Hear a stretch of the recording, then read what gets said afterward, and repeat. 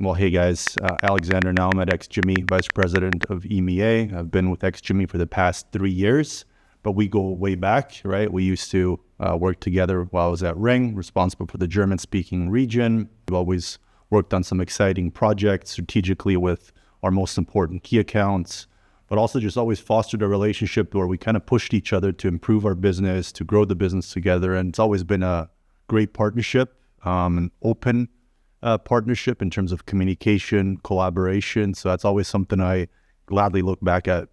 Yeah, we go way back, right? We've been working together since 2018, and we've known each other, or we've known of each other even before that through my GoPro days. But then when I joined Ring to start the business here as the first sort of local employee in Germany, I think that's when we started really kind of collaborating closer, focusing on the key accounts, right? With MediaMarkt especially, which was a big one for the smart home industry, or the smart home category for MediaMarkt, which we needed to open up together, get into stores, kind of create, strategic partnerships and get their buy-in ultimately to really kind of grow that category. So I think those 3 years that we worked together with very intensively were very beneficial for Ring. And if we look at 5-6 years later, I think we can see where Ring is today. And that's also a lot thanks to you and your team. So very much appreciated working like that. And then a couple of years again, here we are at XGIMI, partnering up once again, trying to grow another innovative category, smart projectors, which again requires convincing, requires the right attention to detail. And I think we're also on the right track here.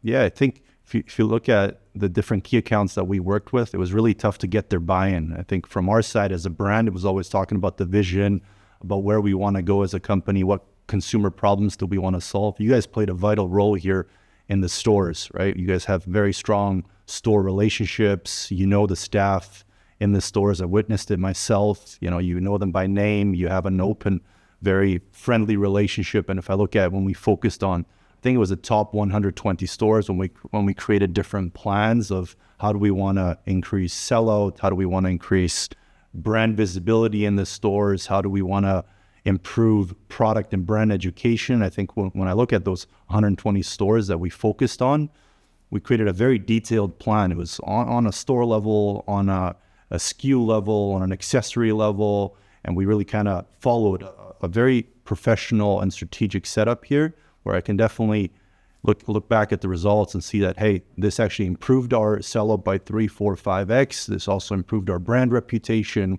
We've always gotten really good product feedback. So I think it was a very well-rounded sort of approach when it comes to working with stores. Yeah, I mean, retail analytics, data in general at retail is key for us. And if I look at all the brands that I've worked for and with you guys, it has been the exact, let's say, right sparring partner, right? Because we didn't always have the data. We didn't always have the tools. We didn't even have always the budgets.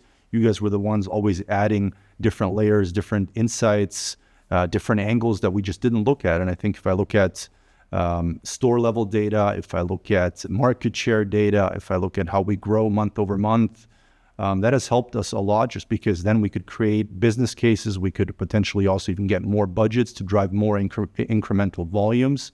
So I think your guys' setup on data and retail analytics is definitely one of your USPs. I think here when we look at smart projectors, as I mentioned, another new category, a lot of people don't know enough about it. Then we have the traditional or the conventional projector category, which is not really comparable, but it requires that convincing. I think if I look at our partnership ahead, we're back to square one. We really need to evangelize, talk to more stores, talk to more store staff, provide data that there is a market here, that the potential is actually massive.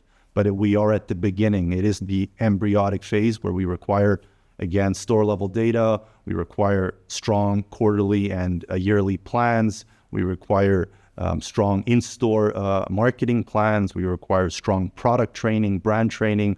So I think when it comes to our partnership today with XGIMI and NPU, it's really about getting into the stores again, going into the basics, making sure that we have the right brand presence, that we have the right brand furniture, or that we have a setup where we can showcase our projectors in the best possible way, and that we can then help retailers with the data that we both collect make better improvements when it comes to sellout, when it comes to overall sort of upselling when it comes to getting even more accessories on board. That's something I think we've also worked very well together with in the past is, besides selling the hardware, how do we make sure we sell the solution? How do we make sure we sell accessories and that we have a satisfied consumer, that we don't really lose them to someone else?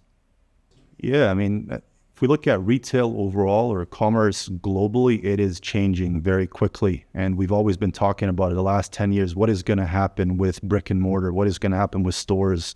You know, people have been throwing around buzzwords like showrooming, Amazon will take over, JD will take over. There's a lot of rumors going. Everyone is actually talking, but we're forgetting that at the end of the day, it's about the consumer. The consumer wants a product, wants a brand, and he wants to buy, click, see, and experience it where he thinks he wants to experience it right now. So that could be online, that could be offline, but then again, going back home and ordering it online. So I believe at the end of the day, it's about the brand experience that we are able to provide with partners together. That means that the brand exposure is seamless across all channels, that the right information is accessible across all channels. Doesn't matter if it's a retailer or marketplace concept or even just an offline experience zone.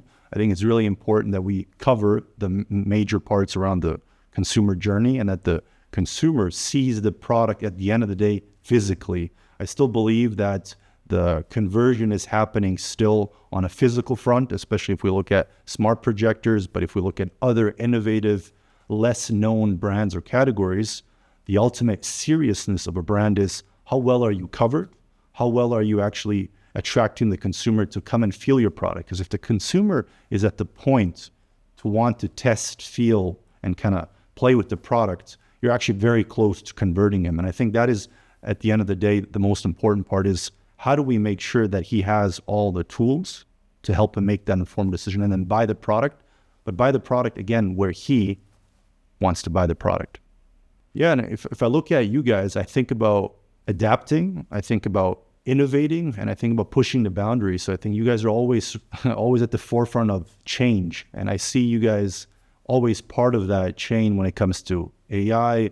I know you guys are doing a lot on AI when it comes to AI, even integration, when it comes to brand experiences. So I see your guys' expertise in this offline space coupled with the AI integration, and in between relationships that you have with the brands, distributors, retailers, and also the trends. You guys are very close to the trends. So I think you guys are exactly the goalposts of that framework. And then I think it's all about finding, the right sauce, the right sort of partnerships with brands. And at the end of the day, the people that actually really want to listen and understand, because I think that's something also brands, the distributors need to take some calculated risks and work with service providers such as you guys to come up with new ways of working, testing things, and seeing where, retail and the consumer is going. Well, as you know, probably I'm a big fan of acting truly locally. So respecting the country, the region. And I think that's what a lot of brands still ignore. It's all about kind of getting quick results in the major retailers' countries, which is a fair strategy. But I still believe that entering the right market requires way more than just targeting, the big retailers. It requires really understanding what is the framework in that specific country. So very bluntly, when it comes to Germany, and that's what I tell a lot of other brands, but also to other countries, if you don't plan on adhering to a certain framework locally, don't enter this market. And these frameworks are, do you have budgets to invest for the brand when it comes to marketing, channel marketing? Do you have budgets that are adhering to local standards? Do you have budgets to invest into retail? Do you have enough margin to support retail, to support distribution? Do you have an understanding of pricing strategies? Do you have an understanding of where you want to grow the brand? If you don't have budgets for brand, budgets for retail, margins for the entire value chain, you're already at a very difficult spot. And that leaves you only to drive the business indirectly through marketplaces, which you don't really have much control of.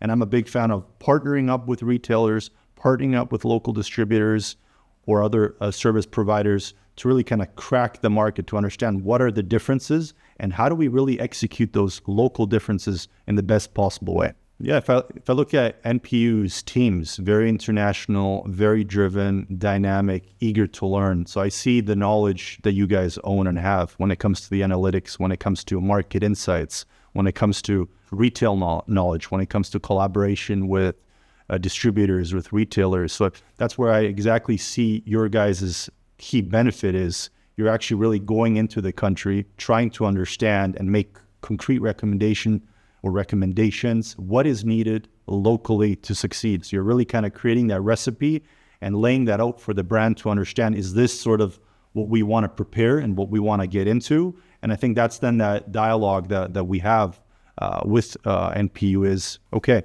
I've heard your recommendation. These are our thoughts. How do we kind of make that work? And that's what I like about your guys' way of working is you have your ideas, you have your understanding of the market and the business, which is very clearly arranged, but you also then listen to the brand. And I think a lot of brands are used to just hearing what they want to hear.